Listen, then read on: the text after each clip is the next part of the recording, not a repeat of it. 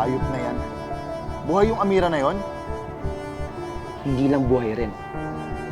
Nagawa pa niyang isabotahe yung event ng Nexertium dito mismo sa loob ng barko.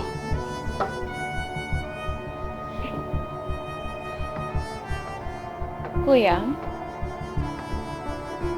give me your most expensive bottle.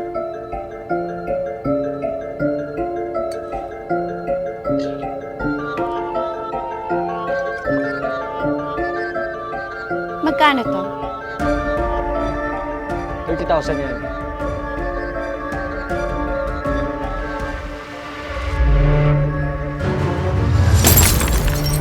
Aray mo! Ba't mo binasag tumahan ko? Sinaulo ka ba? Ganti ko yun for letting that witch embarrass me. Portia yung alak iniinom, hindi tinatago. Kuya, ano pa yung mahal mong alak? Ano to, Sem? Magbabasag ka din? Magkakagulo tayo dito. Iinumin. Umalma ka. Fine. May bagong baso.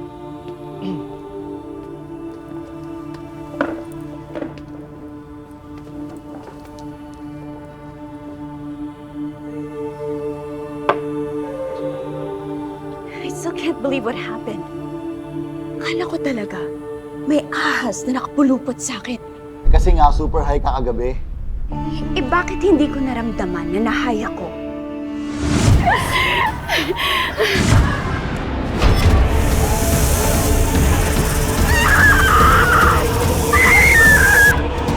What do you mean? Wala ka naramdamang weird kagabi? Bigla ka lang nakakita ng snake sa shoulder mo? Exactly. I didn't feel na nalasing ako o nahay ako. Kung ano man yung drugs nilagay ng Amira na yan, ibang klase yung tama na. Babe, why are you so convinced na si Amira yung nakita natin kagabi? For all we know, imposter lang yon. May point si Maxine. What if nahay lang kayo? Kaya akala nyo, si Amira yung nakita nyo. What if it was just someone pretending to be her? Nakita natin kung gaano kataas yung bangin kung saan nahulog si Amira 6 years ago. Imposible na makasurvive siya doon. Ang tanong, para natin malalaman yung totoo. Kung si Amira ba yun o isang mali.